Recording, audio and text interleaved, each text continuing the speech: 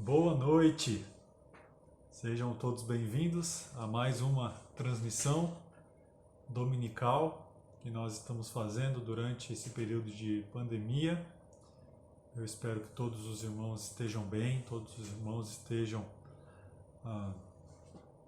sobrevivendo, né, a esses períodos difíceis. Eu sei que a gente sempre fala, mas parece que está cada vez mais difícil, né? As saudades e congregar com os irmãos e termos o culto. Essa semana alguns irmãos vieram aqui na igreja, os diáconos, né, vieram aqui na igreja para cortar a grama e a gente estava conversando depois. Eu comentei com eles, eu falei assim, olha, eu não estou mais aguentando fazer transmissão.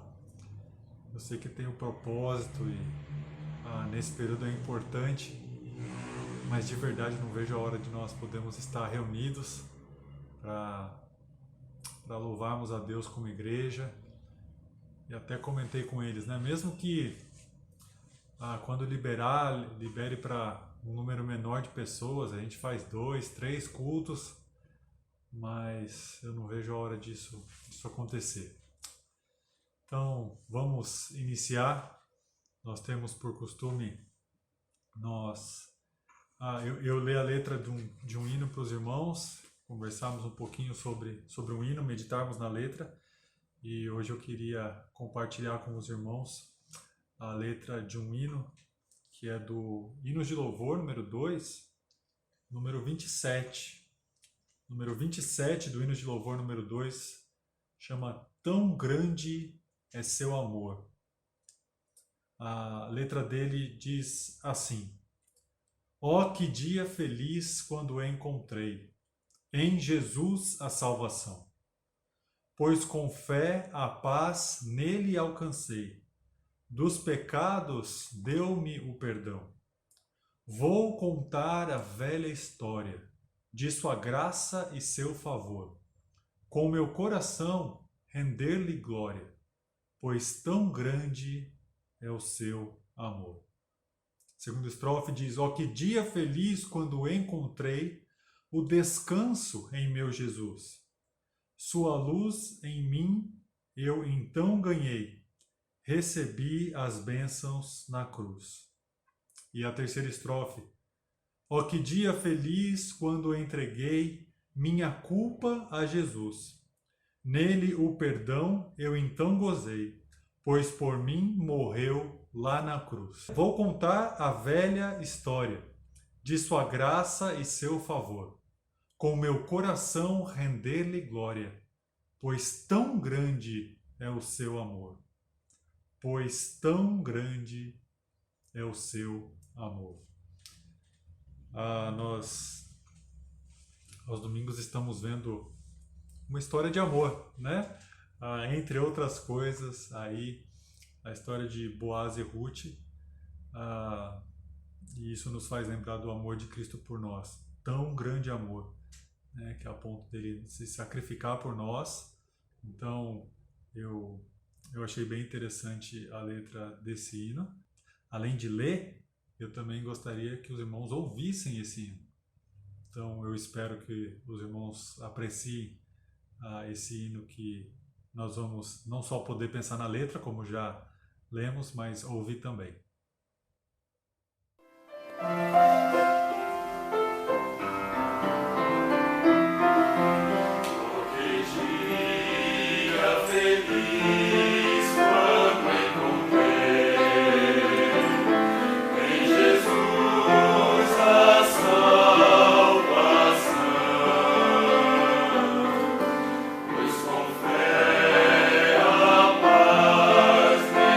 Alcancei os pecados.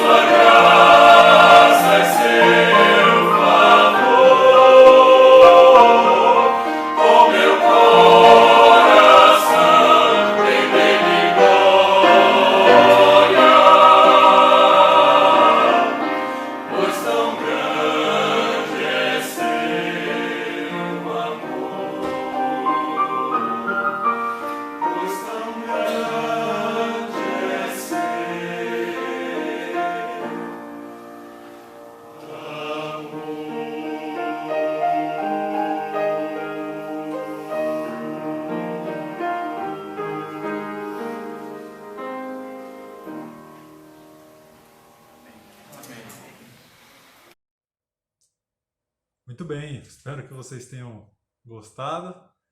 Ah, já faz um tempinho já.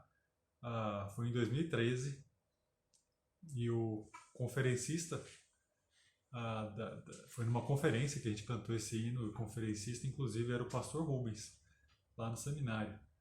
Quem diria, né? Que eu estaria aqui hoje. Mas Deus já sabia e é bom ver as providências de Deus em todas as coisas. Falando em providências de Deus, nós vamos encerrar a nossa série hoje, encerrar o livro de Ruth. Vamos estudar o 4º capítulo dessa história que nós temos visto aí aos domingos pela noite. E eu gostaria que os irmãos, então, abrissem as suas Bíblias para o livro de Ruth, capítulo 4. Nós vamos ler o primeiro versículo apenas, por enquanto, e depois nós vamos orar. Acompanha comigo Ruth, capítulo 4, versículo 1. Olha só. Boaz subiu à porta da cidade e assentou-se ali. Eis que o resgatador de que Boaz havia falado ia passando. Então lhe disse: Ó, fulano, chega-te para aqui e assenta-te. Ele se virou e se assentou. Vamos orar. Pai, obrigado por mais uma oportunidade que nós temos de transmitir a sua palavra. Obrigado pela sua palavra que é viva e eficaz, e obrigado pelo livre acesso que nós temos a ela. Obrigado porque nós podemos estudá-la e tirar lições valiosas para nós hoje. Obrigado pelo modo que o Senhor tem falado comigo e creio também com os irmãos durante esse tempo em que estudamos o livro de Ruth. Eu peço que o Senhor continue falando, Pai, através desse próximo e último capítulo, que o Senhor continue falando aos nossos corações e que o Teu Santo Espírito venha a trabalhar em nossas mentes, em nossos corações, para que possamos ser a cada dia transformados à Sua imagem, cada dia mais semelhantes ao Senhor. Também rogo, Pai, por aqueles que porventura estão escutando essa mensagem, mas ainda não o aceitaram como seu único e verdadeiro Salvador. Que o Teu Santo Espírito também esteja convencendo do pecado, da justiça e do juízo, e que essas pessoas possam se arrepender verdadeiramente e colocar a sua fé somente no Seu sacrifício, Pai, entregando a sua vida ao Senhor. que elas possam ter a certeza da vida eterna hoje. É isso que eu rogo no nome do Senhor Jesus. Amém. Muito bem, Ruth, capítulo 4, o último capítulo do livro de Ruth. E quando nós estudamos aí domingo passado o capítulo 3, a gente viu que nós devemos estar prontos para servir. Essa foi o tema ali do último capítulo. Nós devemos estar prontos para servir. E como nós fazemos isso? Primeiro nos preparando, né? Estando preparados. Nós devemos nos purificar de toda impureza, nós devemos exalar o bom perfume de Cristo, nós devemos nos despir do nosso velho homem e nos revestir do novo homem. Nós vimos todas essas coisas no capítulo 3.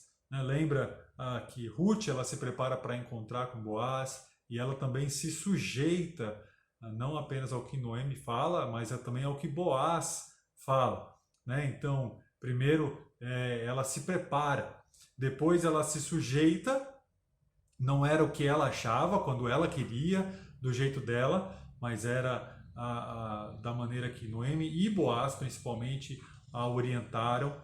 Né? Ela se sujeitou ao que ela ouviu e depois ela aguardou, depois de fazer toda a parte dela, ela aguardou, talvez, lembra lá, talvez a parte mais difícil, né? É ficar esperando Deus agir, é nós nos aquietarmos e deixarmos só Deus trabalhar, não interferir, não fazer nada. Mas nós vimos todas essas coisas aí no capítulo 3. E no finalzinho, no último versículo, um consolo, vamos dizer assim, né, que Noemi dá para Ruth, é que ela fala, ele não vai descansar enquanto não se resolver essa questão. Então, Noemi fala, olha, Boaz, ele não vai descansar enquanto não resolver essa questão, Ruth. Então, espera, aguarda que ele vai fazer, ele vai trabalhar, conversar com quem tem que conversar, mas ele vai resolver essa questão. E é isso que nós vemos aí no capítulo 4, né? no último capítulo. É Boaz resolvendo a questão e como se desenrola toda essa questão. Teve vários casamentos que foram cancelados por causa do vírus, né, da pandemia, mas aqui nós temos um casamento. Hoje nós vamos ver um casamento e esse não foi cancelado, ao contrário, né, permanece eternamente nas escrituras aqui e está à nossa disposição quando nós quisermos. Mas então nós chegamos aqui ao capítulo 4 e nós vamos estudar pelo menos 3 personagens, né, que temos visto aí, apesar de um ser inédito, mas outros 2 personagens que nós vemos nesse capítulo e o papel de cada um deles. O primeiro personagem que nós vamos estudar no capítulo 4 é Boaz, né, que é o noivo resgatador. Boaz, o noivo resgatador, e nós vemos isso nos 10 primeiros versículos. Peço que os irmãos acompanhem a leitura então aí do capítulo 4, versículo 1 a 10. Boaz subiu à porta da cidade e assentou-se ali. Eis que o resgatador de que Boaz havia falado ia passando, então lhe disse, ó fulano, chega-te para aqui e assenta-te. Ele se virou e se assentou. Então Boaz tomou 10 homens dos anciãos da cidade e disse, assentai-vos aqui. E assentaram-se. Disse ao resgatador, aquela parte da terra que foi de Elimeleque, nosso irmão, Noemi, que tornou da terra dos Moabitas, a tem para venda. Resolvi, pois, informar-te disso e dizer-te, compra na presença destes que estão sentados aqui, e na de meu povo. Se queres resgatá-la, resgata. Se não, declara-mo, para que eu o saiba, pois outro não há senão tu, que a resgate, e eu depois de ti. Respondeu ele, eu a resgatarei. Disse, porém, Boaz, no dia em que tomares a terra da mão de Noemi, também a tomarás da mão de Ruth, a Moabita, já viúva, para suscitar o nome do esposo falecido sobre a herança dele. Então disse o resgatador, para mim não a poderei resgatar, para que não prejudique a minha. Redime tu o que me cumpria resgatar, porque eu não poderei fazê-lo. Este era outrora o costume em Israel, quanto a resgates e permutas. O que queria confirmar qualquer negócio tirava o calçado e o dava ao seu parceiro. Assim se confirmava negócio em Israel. Disse, pois, o resgatador a Boaz: compra-a tu, e tirou o calçado. Então Boaz disse aos anciãos e a todo o povo: sois hoje testemunhas de que comprei da mão de Noemi tudo o que pertencia a Elimeleque, a Quilion e a Malom. E também tomo por mulher Rute, a Moabita, que foi esposa de Malom, para suscitar o nome deste sobre a sua herança, para que este nome não seja exterminado dentre os seus irmãos e da porta da sua cidade. Disto sois hoje testemunhas. Então aqui nós temos Boaz fazendo o que prometeu, né? Ele prometeu que ia resolver aquele negócio e ele foi até a porta da cidade, diz o versículo 1, e a porta da cidade naquela época era tipo fórum, assim, né? Fórum barra cartório e tudo. Todos os negócios que deviam ser resolvidos eram resolvidos até a porta da cidade, né? Os anciãos já se colocavam ali resolvendo as questões do dia a dia e as pessoas que tinham essas questões se dirigiam até ali para que os negócios fossem resolvidos. Então ele está ali e o parente, no versículo 1 fala, ele vai passando. Nós vemos aí Deus, lógico, né, trabalhando em todas as coisas, providenciando todas as coisas, e o parente está ali passando e ele fala: ô fulano, vem para cá, né? Então o fulano chega, a gente não sabe o nome dele, vamos chamá-lo de fulano. Então ele vai até a porta da cidade e Boaz fala: olha, senta aqui que a gente tem que resolver essa questão, nós temos que resolver um negócio e não pode ficar para depois. Aí ele chama testemunhas, né? Do mesmo jeito que hoje nós temos ali os contratos e assinam as testemunhas. Naquela época tinha as testemunhas ali para comprovar qualquer tipo de negociação que fosse feita. E ele chama as testemunhas e fala: ó, nós vamos resolver um negócio aqui.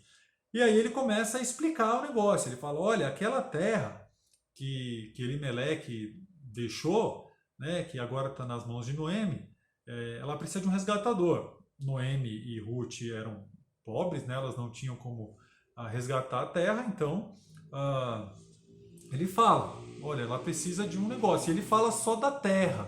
Boaz também faz ele tem esse perfil de negociador, né? Primeiro ele fala da terra, ele fala: olha, tem uma terra de Elimeleque, o nosso irmão, e você tem que ir ali resgatar de Noemi. Ele não fala nada de Ruth, nem de casamento, até aí ele não fala nada. Ele fala: ó, tem essa terra aí, e aí, você vai querer resgatar? Você tem que me avisar. Por quê? Porque você é o parente mais próximo. A gente não sabe o grau de parentesco, talvez ali, como a gente disse, né, um primo, provavelmente, mas tinha alguém mais próximo. Ele fala: você era o mais próximo, então é você que tem que efetuar o resgate. Se você quiser efetuar o resgate, então você efetue, né? Faça aí, cumpra a sua obrigação. Agora, se você não quiser, você me avisa, porque depois de você sou eu e só tem eu e você. Então, se você não quiser, eu preciso saber para poder prosseguir aí com as minhas intenções. E aí o parente mais próximo, né, ouve falar de terra, ou fala: opa, né, tá aí uma oportunidade de fazer um bom negócio, judeu, né? Então ele fala: eu quero resgatar, eu vou ficar com essa terra. Então, depois que ele dá o sinal, o Boaz fala: mas, poxa, esqueci aqui, né, tem um negocinho aí que você precisa saber. Se você pegar a terra, se você vai resgatar a terra, você também tem que tomar Ruth como a sua esposa, porque ela é viúva e faz parte, né? Você resgata a terra, você também tem que cumprir com ela a lei do levirato. A lei do levirato está lá em Levítico 25, você pode olhar lá depois, mas basicamente ela servia para que o nome de algum homem em Israel que morresse sem descendente não se extinguisse. Né? Então a ideia é, se aquele homem morresse, o seu irmão, ou no caso o parente mais próximo, iria possuir a viúva para gerar uma descendência no nome do falecido. Isso evitava que algum nome de família sumisse. Essa era a lei que Deus havia providenciado. Né? Então, Levítico e Deuteronômio também vai falar sobre isso. E daí Boaz está avisando, fala assim, ó, legal, você vai resgatar a terra, tudo bem, mas junto com a terra tem o bônus ali, tem o pacote, né? É a terra mais cuidar de Noemi, óbvio, né, que era viúva, e tomar Ruth como esposa para suscitar a descendência do falecido, ali no caso Malom, e não deixar, obviamente, o nome de Elimeleque, a descendência de Elimeleque, sumir da terra. Ele avisa, né? Aí, diante disso, diante dessa situação, no versículo 6, o parente próximo, fulano, né? Ele, dá um passo para trás. Então, poxa, né? Tem uma esposa aí. Ele começa a pensar na herança dele. Ele não quer prejudicar a herança dele. Por quê? Se ele toma a Ruth e as terras e Ruth como esposa, eventualmente os filhos de Ruth são aí a descendência de Elimeleque, de Malom, mas a herança total dele teria que ser dividida com mais um filho. E ele não quer isso. Né? Na verdade, não ia financeiramente, pensando em termos de posse, ele não quer dividir a herança dele com mais uma pessoa. Então ele falou, não, eu não quero. Né? Então, se eu vou ter que dividir mais a minha herança com outras pessoas, então eu não quero, não compensa para mim. Então, Boaz, pode tomar você se você quiser, porque isso não é interessante. Então o fulano ele estava disposto, né, a comprar a terra, mas não queria dividir a terra. É interessante, né, que o fulano que estava tão preocupado em preservar a sua herança não conseguiu preservar nem o seu nome. Você sabe o nome dele? Eu também não, e é provável que a gente não vá saber, né? Por isso que a gente está chamando ele de fulano. Nem mesmo o escritor bíblico aqui faz questão, é bem provável que até ele sabia o nome, mas ele não faz nenhuma questão de colocar o nome do fulano. Então, a pessoa que quis preservar o seu nome, a sua herança, não conseguiu, na verdade, nem preservar o seu nome. Enquanto Boaz, que não estava preocupado com esse tipo de coisa, naquele momento, ele entra para a história, né? Ele entra aí na linhagem real. E aí a gente tem ali a explicação do costume, né? De como eram fechados os negócios, a questão do calçado, quando era para fazer um calçado, para fazer um negócio, uma das partes tirava o sapato ali, o calçado, a sandália, né? E entregava para outra parte, e a outra parte podia falar assim, nós fizemos negócio, eu tenho a prova aqui, né? Que era o sapato. Interessante, né? Graças a Deus pelos cartórios hoje, que a gente não tem que ficar guardando sapato em casa dos outros, né? Imagina só como é que devia ser isso, mas era o costume, e até é um costume que o autor faz questão de explicar para não deixar dúvida nenhuma. E aí o fulano entrega lá o seu sapato para Boaz, ele pega, então ele declara publicamente, né? Olha, eu estou remindo não apenas as propriedades de Elimeleque, mas eu também vou cumprir a lei do levirato, eu também vou resgatar, né? Ou vou tomar por mulher a Ruth. Ela passa agora a ser minha mulher e eu vou suscitar a descendência de Malom. Então, resumindo, né, a Noemi e Ruth elas eram pobres demais para resgatar, pagar a provável hipoteca que Elimeleque tenha deixado, e elas precisavam de alguém que resgatasse aí essa propriedade. É interessante a gente parar para pensar que esse resgate ele não poderia ser feito por qualquer pessoa, né? Tinha algumas condições, até mesmo na lei para que esse resgate pudesse ser efetuado. Repara, primeiro tinha que ser um parente próximo. Na verdade, esse é até o principal empecilho ali enfrentado por Boaz, porque ele é o parente próximo, mas ele não é o parente mais próximo. Tem o fulano que está na frente dele. Então imagina ali uma linha de sucessão, né? Tem os direitos ali, o primeiro, o segundo assume só se o primeiro morrer ou se ele abdicar dos seus direitos. É isso que está acontecendo ali. Então, para efetuar o resgate, primeira coisa, tem que ser um parente próximo, tem que ter um grau próximo de parentesco. Segunda coisa, tem que ter os recursos necessários, né? Não é só o parente ser o parente próximo e não ter recurso. Ele tem que ter os... Uma camisa aqui, gente, senão minha esposa vai brigar comigo. Ele tem que ter os recursos necessários. Ele não só tem que ser o parente próximo, como ele tem que ter o dinheiro ali para poder chegar e falar, ó, tá aqui, ó, eu vou pagar as propriedades. Então, nesse caso, tanto o fulano quanto o Boaz, os dois tinham condições de fazer isso. Só que a terceira condição, não só ser um parente próximo como ter recurso, você tem que ter a disposição.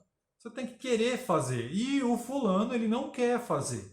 Ele não quer prejudicar a sua herança, ele não mostra essa disposição e ele abre caminho, ele abdica do seu direito e ele fala, olha, então, Boaz, se é assim, se eu vou ter que tomar mais uma esposa e ter filhos e etc, eu não quero, não é interessante para mim, eu vou abrir mão dos meus direitos, você pode fazer isso. Como a gente já viu ao longo do livro aí de Ruth, a gente consegue traçar vários paralelos, né, entre relacionamento Boaz-Ruth e Cristo e os salvos, Cristo e a sua igreja. Mas esses paralelos eles não são perfeitos e a gente consegue ver alguns contrastes também. Dentro desses paralelos a gente vê algumas diferenças bem notórias entre as coisas que acontecem, que servem até para a gente perceber, notar, destacar a superioridade do relacionamento entre Cristo e a sua igreja do que qualquer outro relacionamento.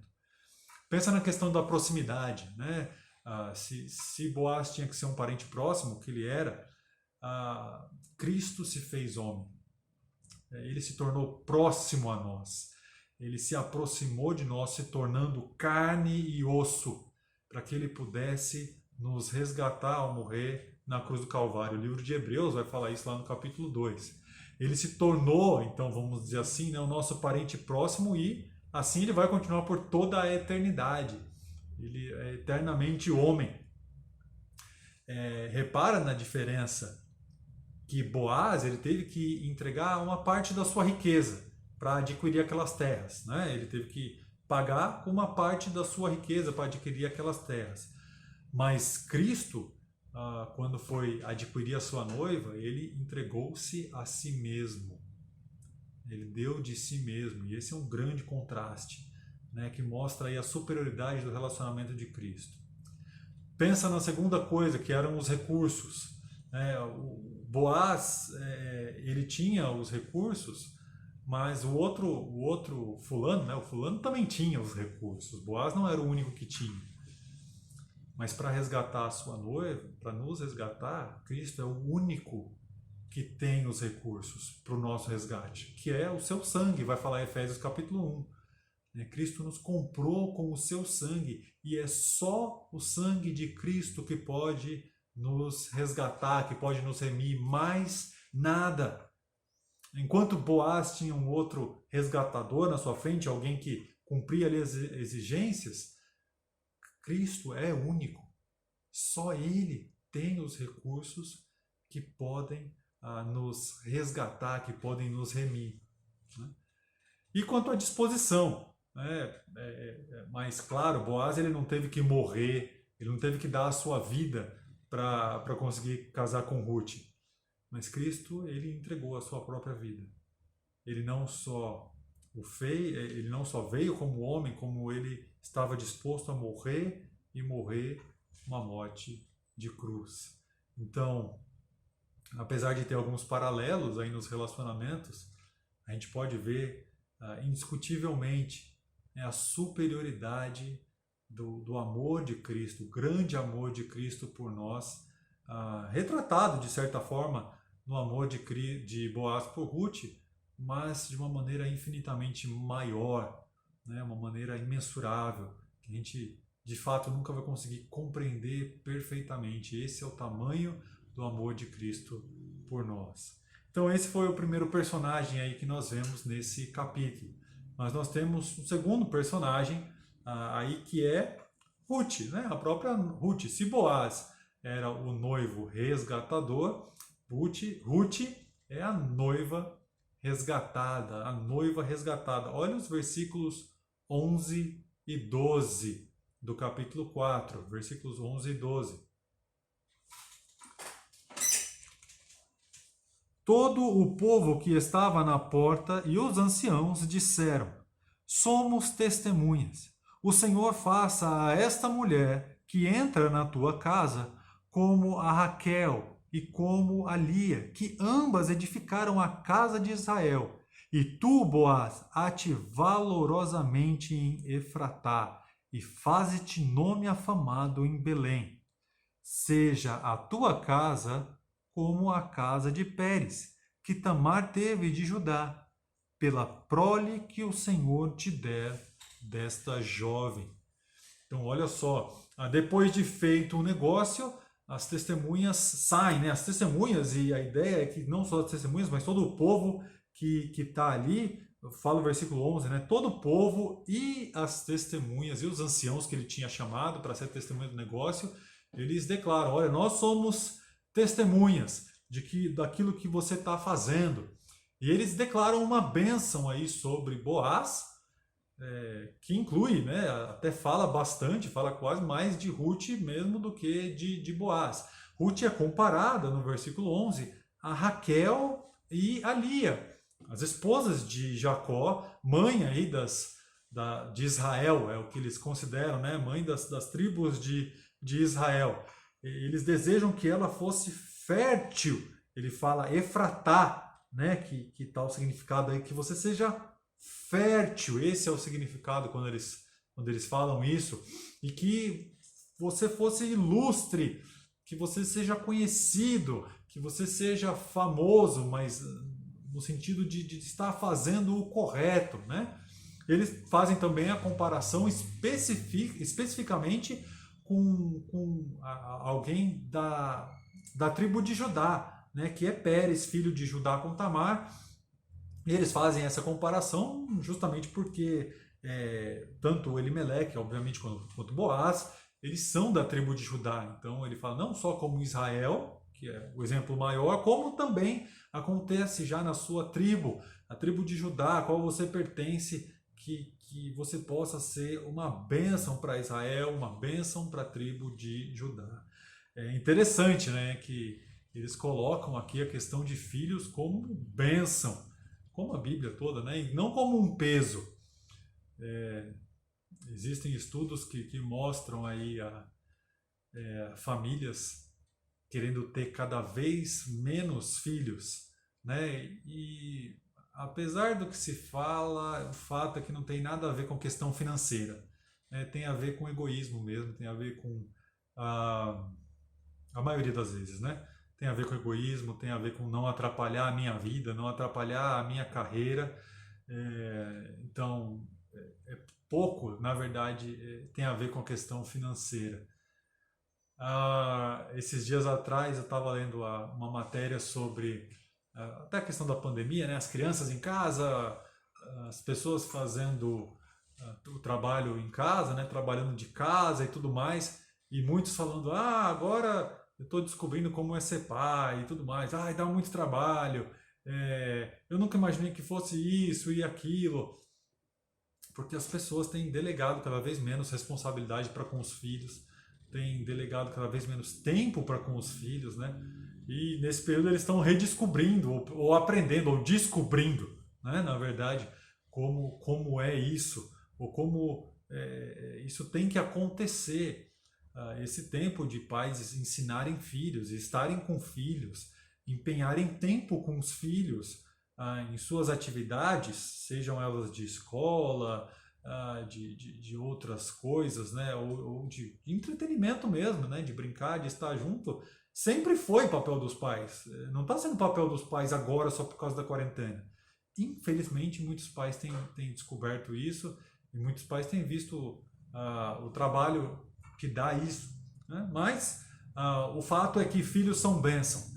E uma das bênçãos é você ter muitos filhos. Isso é bênção na sua vida. Era assim que o povo de Israel enxergava, porque era assim que Deus havia planejado, né?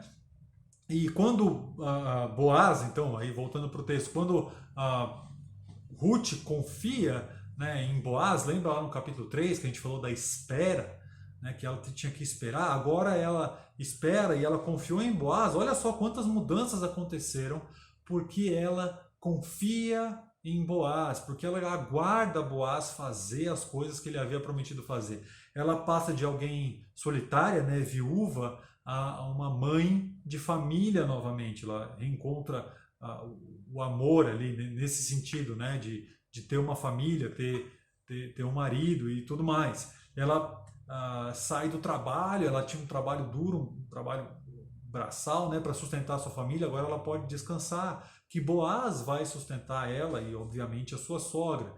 Ela passa da pobreza para a riqueza, né? Ela e sua sogra eram pobres, não tinham condições quando chegaram em Jerusalém, agora ela é uma mulher com posses, né? Boaz era alguém de posses.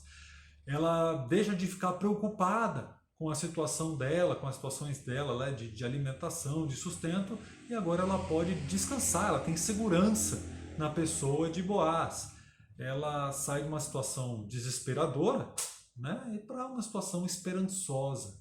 Olha quantas coisas, né? Ela agora não era mais Ruth a Moabita, ela era Ruth, a esposa de Boaz. Tudo isso porque ela deu esse passo, né, e confiou no Senhor. E também confiou ali, né, em Boaz, em tudo que ele ia fazer. É interessante que isso acontece, traçando aí um paralelo, isso acontece com nós quando nós confiamos no nosso resgatador. Quando você coloca a sua fé em Cristo, você se torna objeto do amor de Deus. Então você pode descansar em Deus. Você pode ficar tranquilo, você pode achar segurança em Deus, você tem esperança em Deus. Agora você é cordeiro com Cristo e você tem uma bem-aventurada esperança, você tem a vida eterna. Então, se você não fez isso, faça isso. E se você já fez isso, descanse nisso. Veja quantos privilégios você tem ao ser remido por Cristo. E tudo isso a gente vê na vida de Ruth, né, como sendo aí a noiva que é resgatada. E no finalzinho do capítulo 4, então, depois de vermos o noivo resgatador e a noiva resgatada, nós vemos o fruto desse resgate, que está no menino, né, no nenenzinho que nasce em Obed. Olha só o versículo 13, nós vamos ler do 13 até o final, até o versículo 22. Acompanha comigo. Assim tomou Boaz a Ruth, e ela passou a ser sua mulher.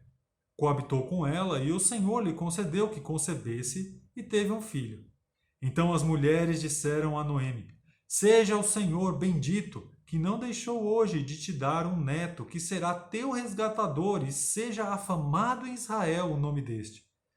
Ele será restaurador da tua vida e consolador da tua velhice, pois a tua nora, que te ama, o deu à luz, e ela te é melhor do que 7 filhos. Noemi tomou o menino e o pôs no regaço, e entrou a cuidar dele. As vizinhas lhe deram um nome, dizendo: A Noemi nasceu um filho, e lhe chamaram Obed. Este é o pai de Jessé, pai de Davi. São estas, pois, as gerações de Pérez. Pérez gerou a Esrom, Esrom gerou a Rão, Rão gerou a Aminadab, Aminadab gerou a Naasson, Naasson gerou a Salmão, Salmão gerou a Boaz, Boaz gerou a Obed, Obed gerou a Jessé, e Jessé gerou a Davi. Então aqui a gente tem o fruto desse resgate, né? Depois de tomar Ruth por sua esposa, né? Então se casar com Ruth. Eles têm um filho e ele recebe o nome de Obed. Não só a família, então a gente vê, não apenas ali Boaz e Ruth e Noemi, né, obviamente, ficam alegres com o nascimento do menino, de Obed, mas toda a comunidade em volta. Você vê as vizinhas vindo e falando, olha, bendito seja o Senhor, as mulheres ali em volta da comunidade, né, bendizendo a Deus, porque ela deu esse neto para Ruth. Agora a Ruth está completa, vamos dizer assim, novamente, né? Ela tem uma família novamente que a ama e tem inclusive netos. Elas elogiam inclusive Ruth. Ela fala, olha, Noemi, Ruth é melhor do que 7 filhos para você, né? Essa sua nora é melhor do que 7 filhos. Com certeza é o que minha sogra fala, né? Sobre a minha pessoa. Oi, sogra, te amo, beijo. Brincadeiras à parte, ela recebe esse elogio, né? Então, veja agora um pouquinho mais esticado ao longo da história que a gente conhece aqui de Ruth. Olha só quantas coisas Deus faz na vida de Ruth. Olha como Deus mostra o seu amor para Ruth de uma maneira tão grandiosa. Primeiro, ele mostra o seu amor quando ele se faz conhecido para Ruth através de uma família que se mudou de Israel para Moabe. Aquele foi o começo de tudo, mas foi ali que provavelmente ela teve um contato maior, não só de ouvir falar, mas ela teve um contato com quem era o Deus de Israel e como ele deveria ser adorado e as coisas que ele já fez e etc, etc, etc. Então, Deus mostra o seu amor quando coloca pessoas ali em volta de Ruth para que ele fosse conhecido por ela. Ele continua a mostrar o seu amor quando ela decide, junto com Noemi, voltar para Belém. E ali ele faz cair em sorte, né, como a gente viu, através da providência dele, o campo de Boaz, justamente o campo de Boaz. E ele mostra o seu amor quando faz Boaz achar graça diante de Ruth, ou seja, se apaixonar por Ruth, né, gostar de Ruth e ter interesse em Ruth. Ele continua mostrando o seu amor quando ele faz tão providencialmente. Boaz está querendo resolver aquele negócio e providencialmente o fulano passa ali na porta e Boaz resolve. E ele faz com que esse fulano não tenha interesse em resgatar Ruth juntamente com as terras. Então, ele também mostra o seu amor aí nesses pequenos detalhes, em toda essa providência. E agora ele mostra o seu amor na pessoa para Ruth quando dá um filho para ela, né? E eles chamam aí o menino de Obed. Então, olha só, e isso não foi um resumo assim, bem superficial, talvez a gente consiga encontrar até mais coisas nos detalhes ali, mas olha só quantas maneiras a gente não consegue observar o cuidado de Deus, Deus mostrando o seu amor por Ruth. E percebe que Obed, ele é uma bênção, obviamente, para Boaz, para Ruth, né, para toda a família, como os bebês sempre são bênção para as famílias, mas ele é uma bênção na família num sentido maior. Ele continua a linhagem daquela família. E num sentido ainda maior, ele é uma bênção para toda a nação de Israel. Porque ele não apenas é uma bênção ali para Ruth, mas ele foi, segundo nós temos aqui, o avô do rei Davi. Ele é pai de Jessé, que é pai de Davi. E ainda maior, aumentando ainda mais, ele é uma bênção para o mundo, porque nós sabemos que é na linhagem de Davi que nós temos o Messias. Então, olha só quantas coisas Deus providencia através de coisas que talvez passassem imperceptíveis. Deus trabalhando nas providências, nos detalhes, quando nós permitimos, quando nós aceitamos Deus trabalhar na nossa vida. O livro começou com mortes, com tristeza. Lembra no capítulo 1, a gente vê os pecados e a Ruth, Noemi amargurada e tudo aquilo lá. Mas agora ele acaba com alegria, ele acaba com um casamento e com o nascimento desse bebê, dessa criança. E liga, não apenas uma alegria o fato dele ter nascido, mas o fato de nós vermos a ligação dessa criança com Davi, o rei Davi, o homem segundo o coração de Deus. E sabemos, como eu falei posteriormente, do próprio Messias encarnado. Quantas coisas! E não só apenas é uma descrição ou é um link ali, né, um elo da linhagem, de como surgiu a linhagem de Davi para Israel, mas ele é um retrato, muitas vezes, da própria salvação de Deus para nós. Pensa comigo, no capítulo 1, bem no início, Ruth nem sabia quem era Boaz. Ela não fazia ideia de que existia um homem chamado Boaz. Mesmo em todo aquele caos, e mesmo quando ela decide ir para Israel, ela não faz ideia de que exista Boaz na vida dela. No capítulo 2, a gente vê o primeiro encontro, mas a gente ainda vê Ruth, uma pobre estrangeira ali nos campos de Boaz. Já no capítulo 3, que aí talvez, perdão, no capítulo 3 a gente vê que a situação realmente muda de figura e Ruth se coloca aos pés de Boaz. Ela confia nas promessas de Boaz, ela se sujeita a Boaz. E no capítulo 4, o resultado disso, né? Ela não é mais uma pobre estrangeira, agora ela é a esposa de Boaz. Tudo que ele tem pertence também a ela. Olha só quantos paralelos a gente consegue traçar através dessa história de Ruth e a história da nossa própria salvação. Antes nós não conhecíamos Deus, a gente passou a ouvir falar e o Espírito Santo nos capacita e então nós nos rendemos aos pés de Cristo e agora nós somos filhos de Deus, cordeiro com Cristo. Como igreja nós somos a noiva, resgatados por Cristo, que estamos esperando aí a volta de Cristo para nos buscar e nos levar para morar com Ele para sempre nos céus. Mas nota que foi o compromisso de Ruth que fez a diferença na vida dela. Foi o compromisso dela de seguir a sua sogra.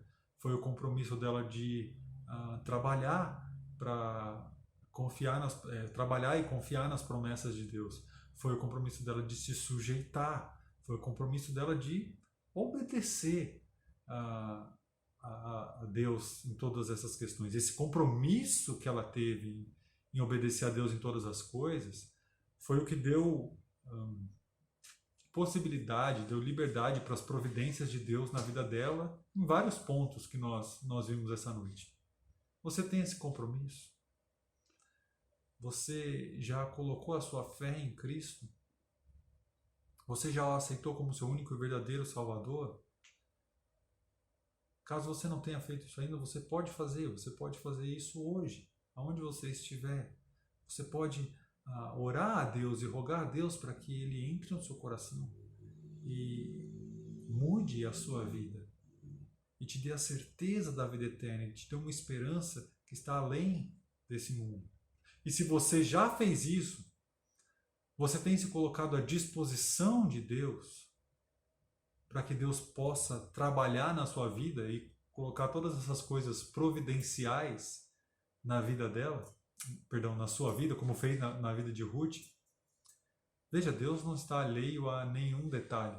Eu dei um exemplo no início, que foi eu no seminário e o pastor Rubens indo lá para uma conferência, era 2013, e eu não fazia ideia que eu ia acabar aqui em Brasília substituindo o pastor Rubens, que foi ser missionário no Pará.